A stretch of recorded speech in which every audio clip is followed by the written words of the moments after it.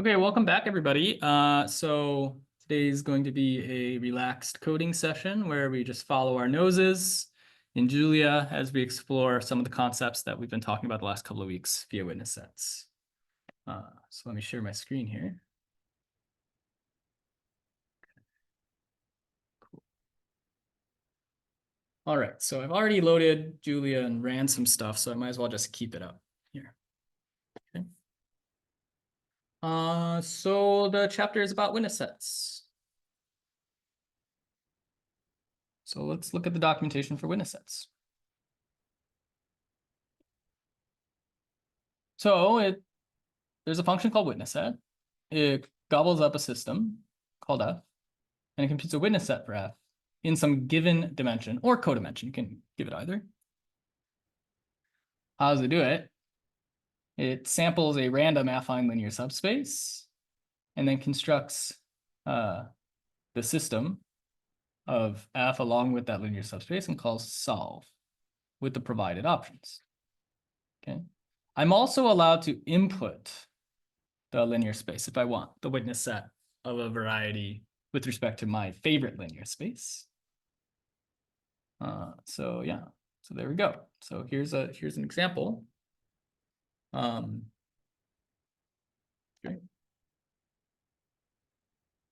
So let's run.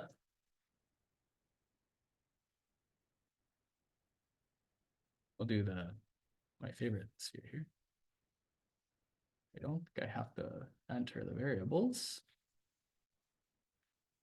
Okay, so what if I don't put in a dimension or a codimension? It's going to guess that the variety has the expected dimension, i.e. number of variables minus number of equations.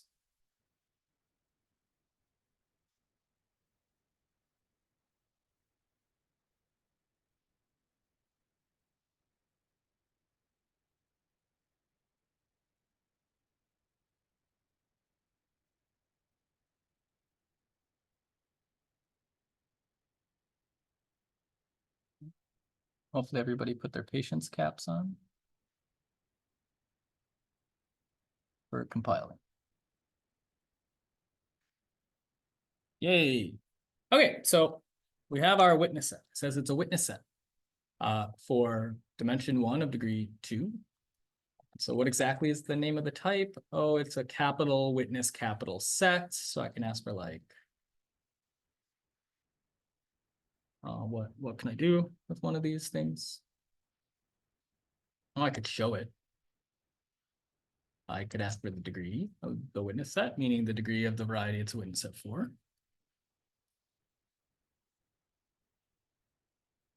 I could decompose it. Good.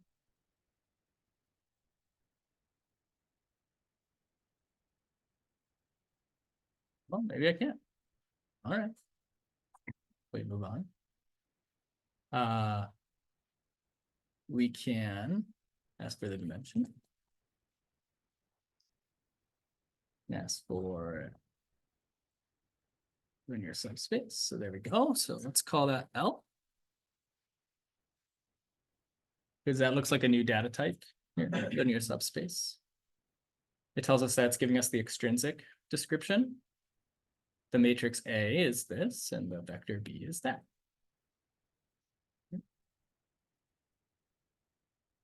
All right, I can ask for the system. It's a system that we took a witness set for. I can do the trace test. I wonder, this will probably be okay. So we want this to be, so this is either going to give us a floating point, which if it's close to 0, we should be confident that we have found all the points. And if it's not close to 0, we should be unconfident. And that's exactly what it does. Okay. So it's not a Boolean output. It's not a true or false. Great. And then I can move it to, I can move the witness set around if I know how to cook up a new affine linear space in Julia. Any questions so far? Okay, I don't know why decompose didn't work, but anyway. All right, so let's see what's going on with this linear space. Type of L is a linear subspace. Okay, so I can ask, How do I work with one of those?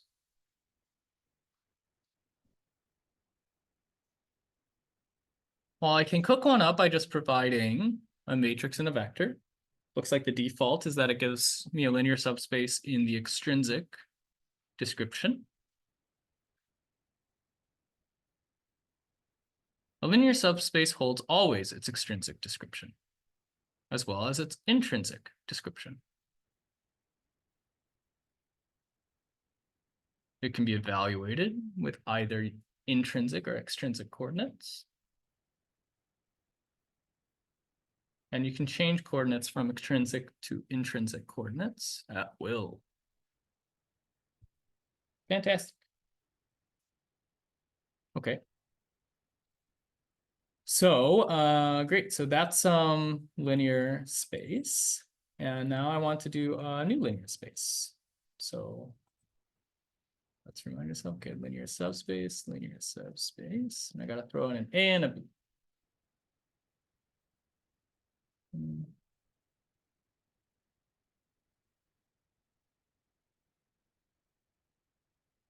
Then no, nope. Wants a vector containing one thing. Nope. Interesting.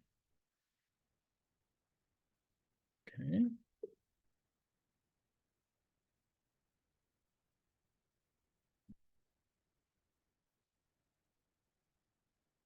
You want it to be a matrix. All right, 1 second. L dot A. Well,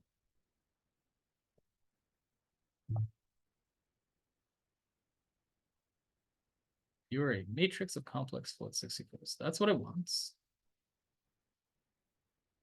Capital.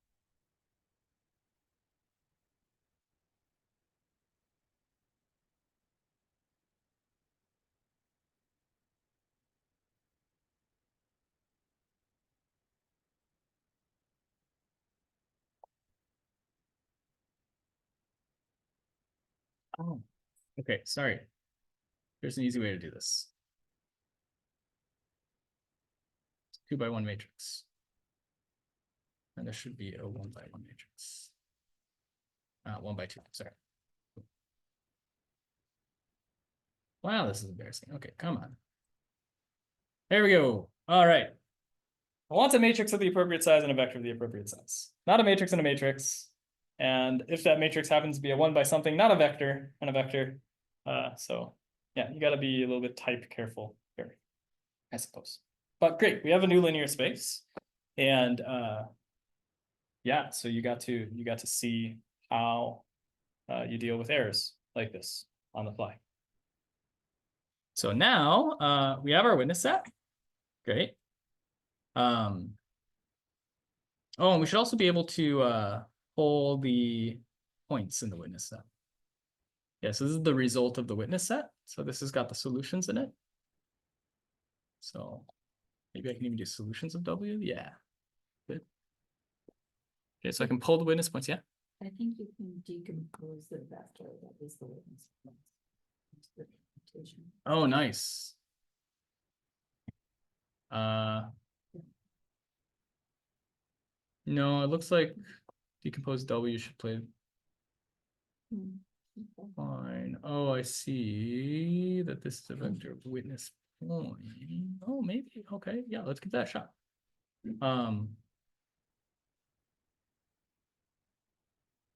Yeah, but that's not a vector of witness points, it's a vector of path results. Yeah, I think I'm going to move forward on the decompose right now. I'm not seeing where the witness, maybe. No. Yeah, that's the help that I had up here. Right, so indeed it says that decompose wants a vector of witness points. Right? And so now the question is, where is the vector of witness points hiding? It's not hiding in R because that's a vector of path results. I mean, maybe witness points is an alias for path results. Yeah, no, it doesn't know how to decompose a vector of path results. So I don't know where the witness points are hiding, is the point.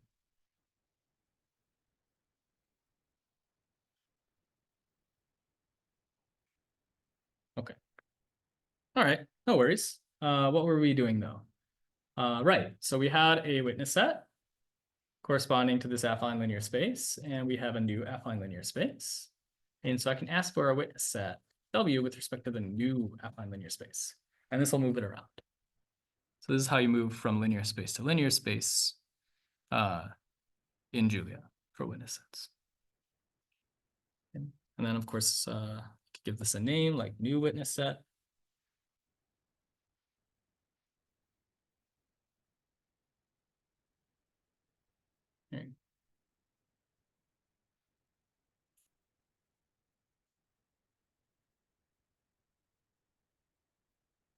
Okay, so let's do the first algorithm I said we could do with witness sets.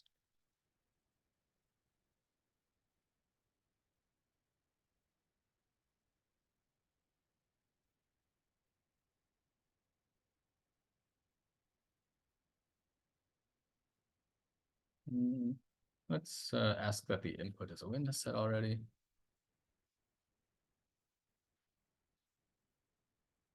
Okay, and what do? We need a new L, which is going to be a linear subspace with, got to get the right sizes of everything pulled out. So let's say that the old L is W dot trinsic. And give this A. Let's call B. Okay. Now we need a linear subspace, random.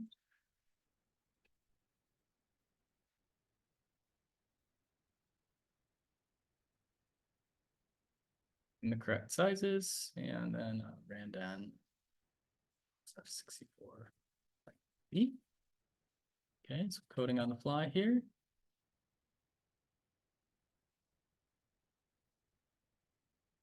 No, that's not the return value of sampling a generic point. So there's witness set.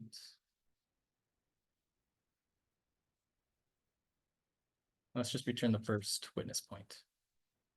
There.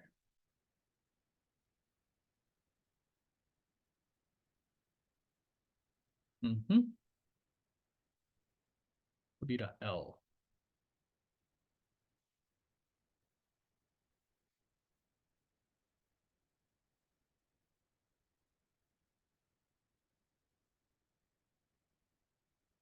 Yay. Okay. Okay, we can sample points on the circle. Okay. Let's add some better functionality here. Some options.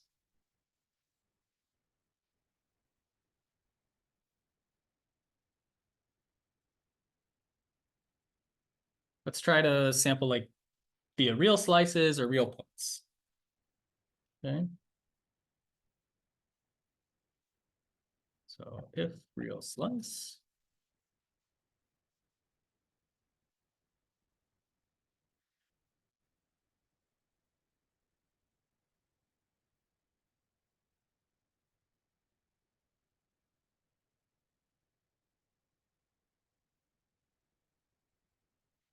So if the user wants a real slice, then I could say new A equals, hopefully this works, the real part of new A, and new B will be the real part of new B. Okay, that is now a comment because we don't need it. We move it and we go there.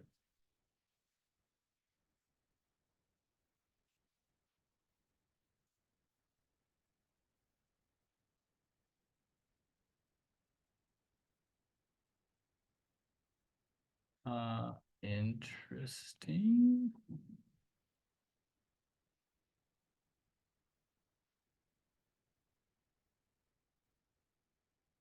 Now something's really gone wrong because it keeps giving me the same thing back.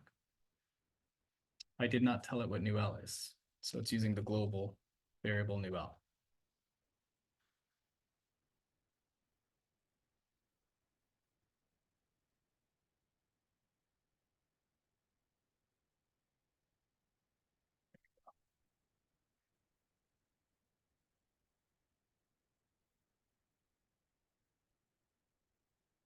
needs to be lowercase. Good. Okay. So this is no, still upset. UL uses new A and new B. There we go. Okay, and you'll notice that we're not expecting any of these slices to contain real points because we're intersecting with complex lines. Now, if we were intersecting with real lines, you'd expect sometimes you go through the circle in real points when you intersect with real lines, and sometimes you don't. So let's try the real slice now. Good. Yeah, so really good. So now sometimes I'm getting real points and sometimes I'm not.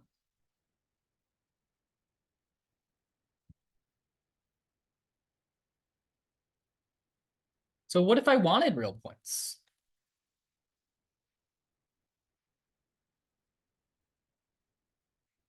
Well, then I might code something like,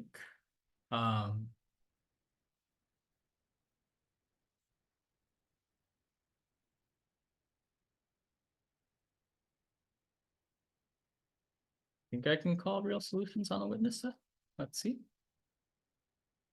And if there are any, I can return one. Otherwise, I can return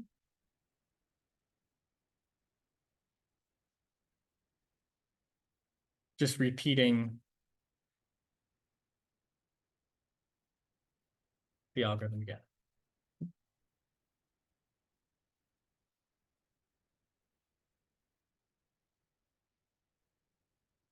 Open, open, close, close.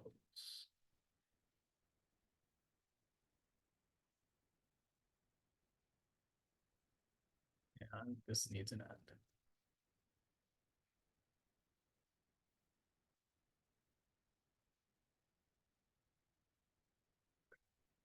And I guess I should also say,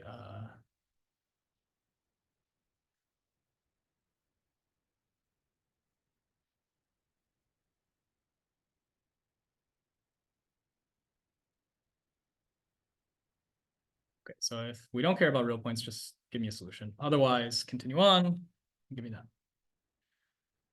So real slice true.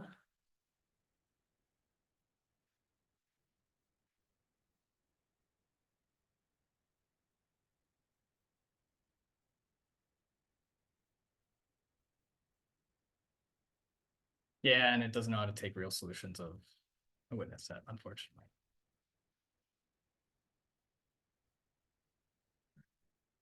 Bummer.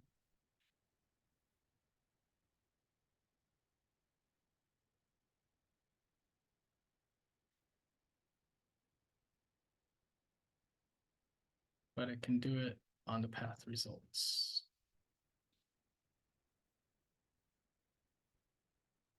Yay. We're sampling points on the circle. Okay, what was the issue? Real solutions of the witness set? No go. Has no idea how to do that. But inside are these path results corresponding from the homotopy. And that is an acceptable argument for real solutions. Now, there happen to be no real solutions to this, but whatever. Okay.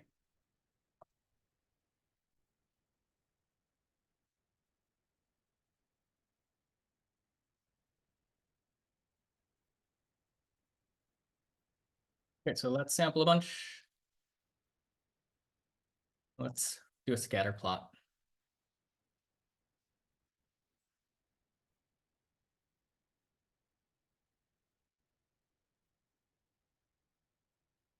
Yay, the aspect ratio is off, but there you go. Ta-da. Okay. So interesting. Maybe from this you can think about what features of the distribution they're putting on linear spaces is. Or what, sorry, it's not what they put on it, it's what I put on it. Look, I just chose a random matrix A using normally distributed real and imaginary parts centered at 0. You know, so I guess these are the kind of points you get when you intersect with such linear spaces.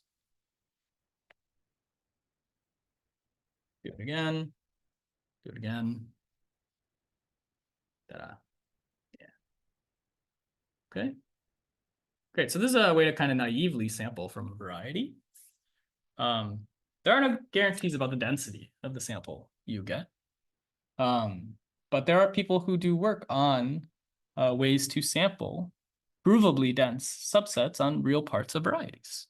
So these people work in topological data analysis. You can imagine that, what am I gathering here? I'm gathering data on some manifold, some variety, right? And I might want to learn things about that variety just using sample points from it.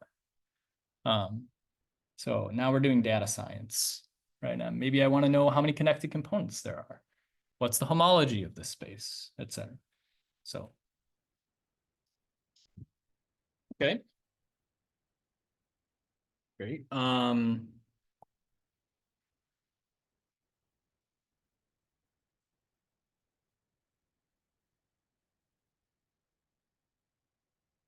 we also had this function which could tell you whether or not one variety is a subset of the other, right? And how did that work? Does anybody remember?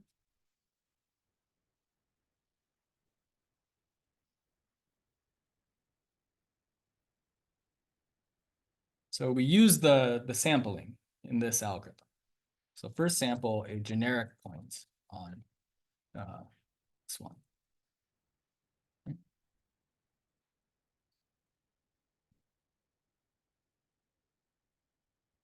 Okay.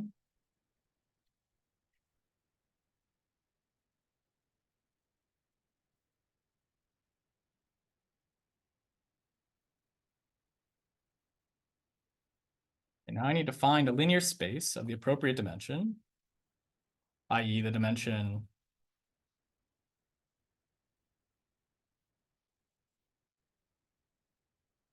of W2's linear space. So how do I do that? Well, I think A can still be a random complex F64 matrix of the size of W2 L extrinsic A. Huh? Okay. So that can still be our A. But now B is going to be A times P1. And that will synthetically force P1 to be a solution to AX equals B.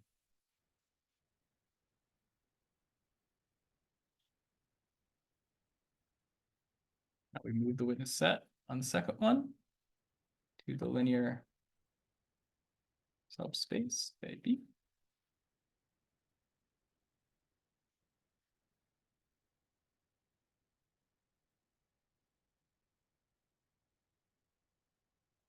And then we go through the solutions and see if any of these are P1.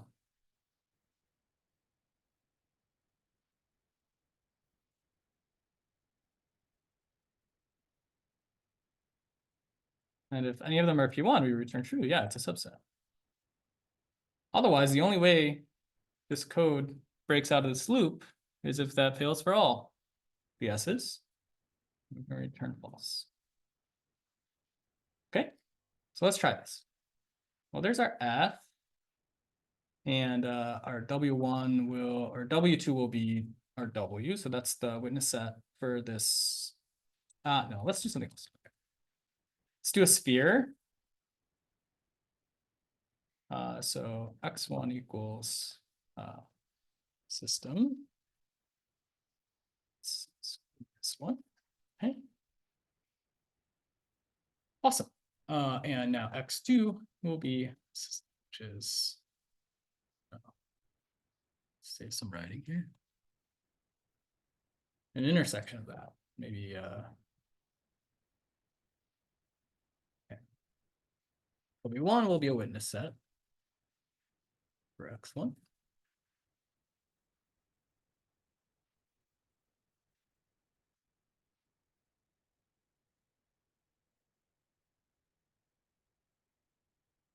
Uh-oh. Sorry.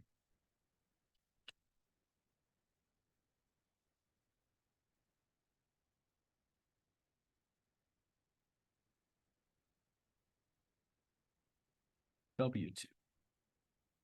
Witness set. Okay. And what was that function I just wrote? Is subset. Okay, is subset.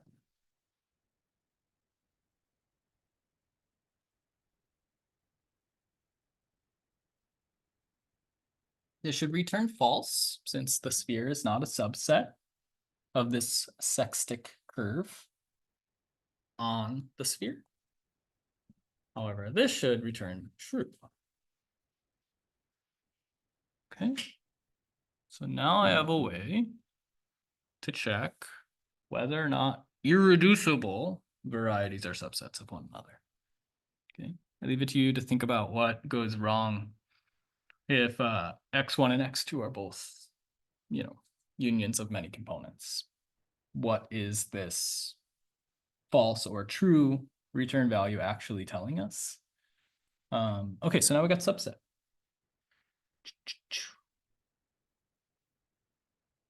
Anything else you want to do?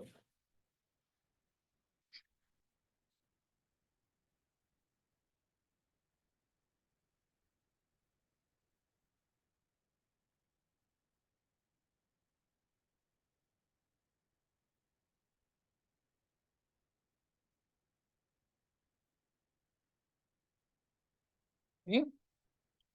Well, we could compute a witness set for an image of a map. Okay.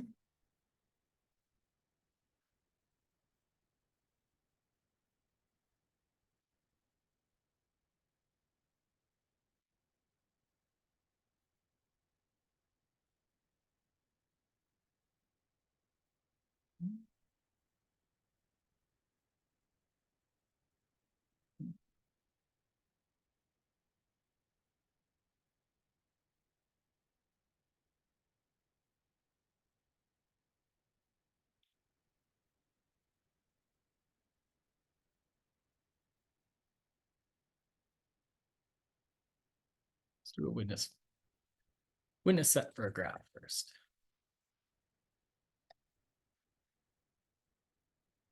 Okay, so for each of the output variables, we want to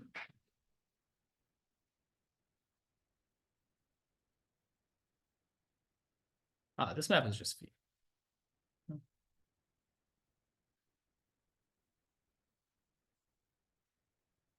Minus the variables.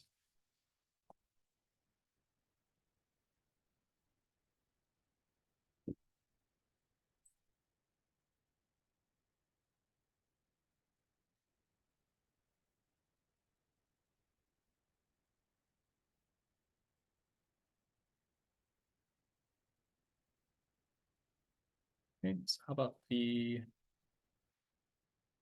p is t squared t cubed.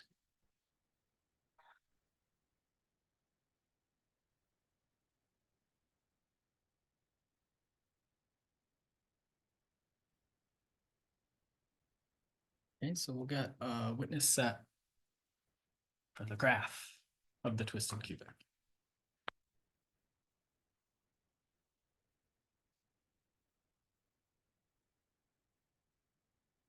Okay. And then I can do a function called and it's kind of the witness set for the image, but we'll survive. Okay, W will be a witness set graph. Okay, and so now what do we need to do? We need to cook up the right linear space, right? Okay,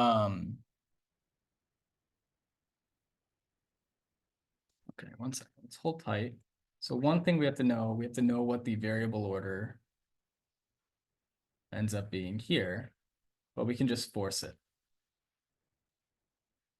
So that the coordinates we are projecting away from are the parameters which come first.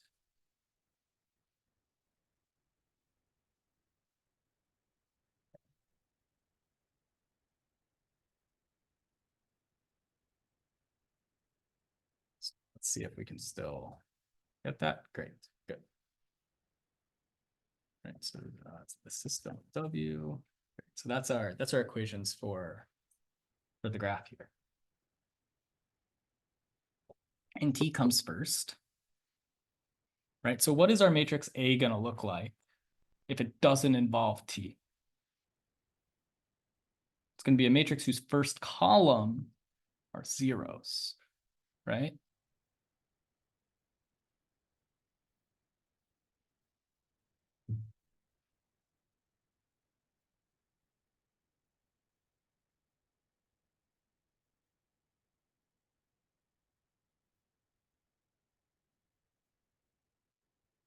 So let's pull the matrix.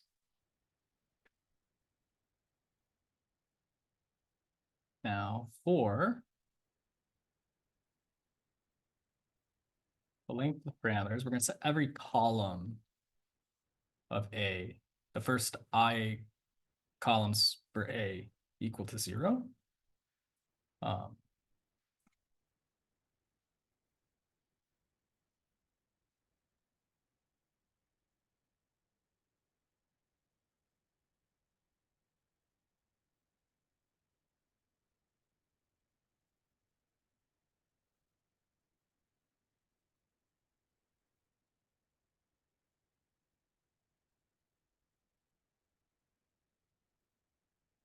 So now, if we move this witness set, the linear subspace indexed by our new lovely A, and w.l.extrinsic.b, this will be a very special linear slice. It'll tilt it, might lose points.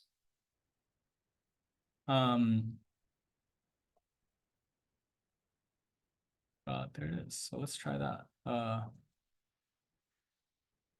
Set for image phi t x y z. See if we did it. All right. Okay, so something probably went wrong with the A. Let's do some debugging. No, that looks good.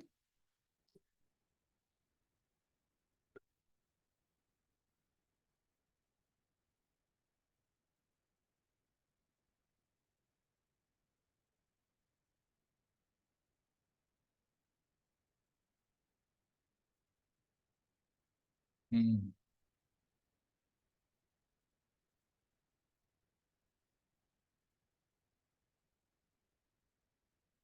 Anybody see what went wrong?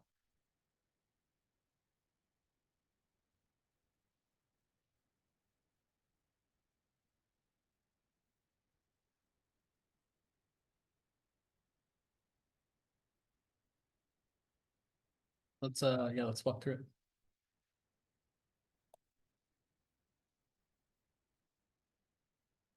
Just pull all the lines individually. So this is how you debug something if something's going wrong. So new A. Maybe it thinks we redefined A or something.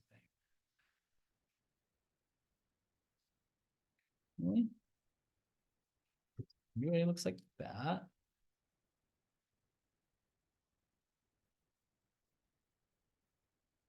Okay.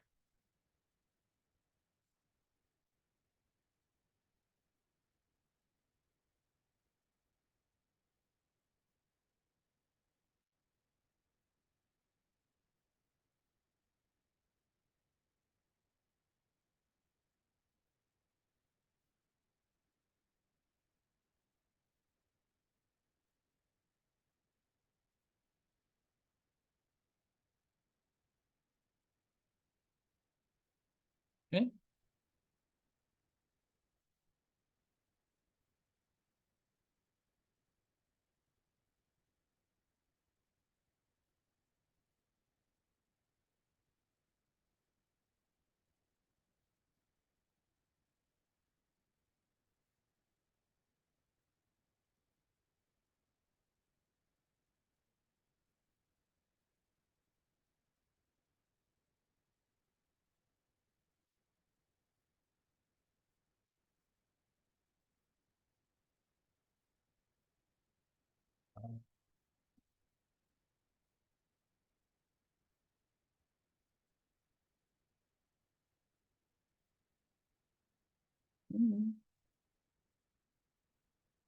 New seems to be indeed something that only depends on X, Y, and Z.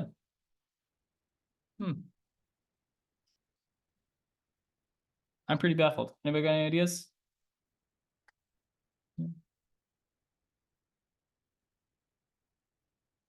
Okay, let's try one new thing.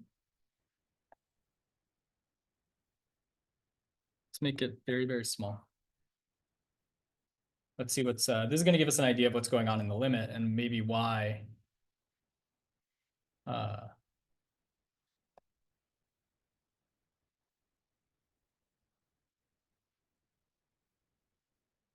Why the software didn't like that, that situation.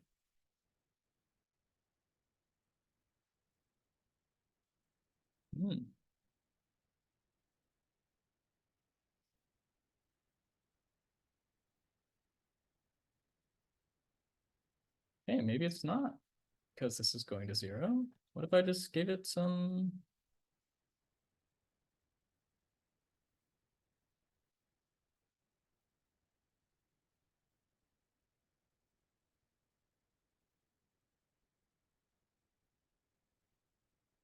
No, it doesn't want to move it at all, it seems.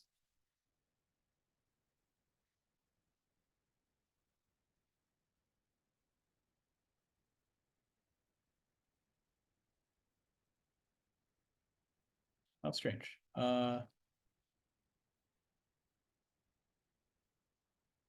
It should be moving it. Yeah. So something's going wrong with moving this witness set.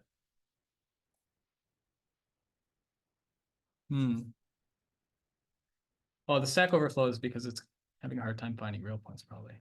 No, there you go. It's moving the witness set just fine.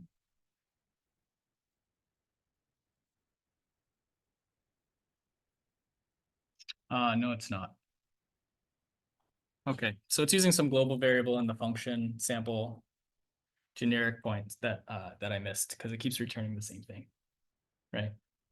Okay, so that's one of those things where you know, be careful and we could go through and debug this and see exactly what's going on.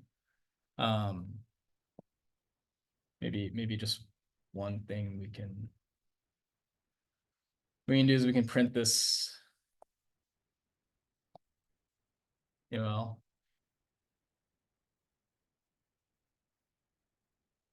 Okay, so the linear space is changing.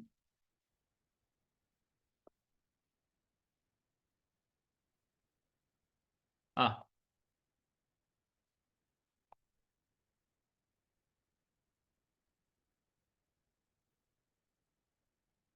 Yeah, great. Okay, cool. So what was happening was we were returning the old solutions to the witness set instead of the new ones. So that was just a typo. And the feature we're seeing now is that indeed it's having trouble moving this witness set around this curve in 4-dimensional space. And I'm really not sure why that's the case. Does anybody else see it? Am I doing something silly?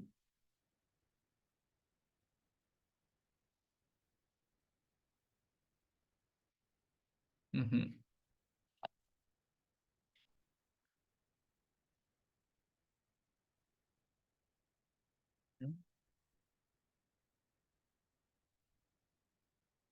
Yep, it's a curve. Degree 3. Should have no problem moving this around.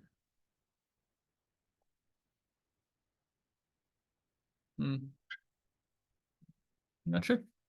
Okay, so maybe not the most illuminating coding session, but you know, it is what it is. Yeah, so it's all good to see. You know, if you're struggling with coding or if you're running into errors or you need to debug things, hopefully you got to see a little bit of what that looks like from somebody like me who uses the software all the time. Errors happen no matter how much time you spend with coding, and help documentation is really useful, but nothing's perfect and mistakes still happen, especially when you do live coding. Okay. So committing to doing live coding in this course was a decision I made knowing that days like this would happen. Because I think it's a bad move to kind of hide the difficulties that people who work with this stuff run into. Because then people just think like they're the only ones running into errors. So there you go. All grist for the mill, and I will see you next week for more witness sets. Thanks.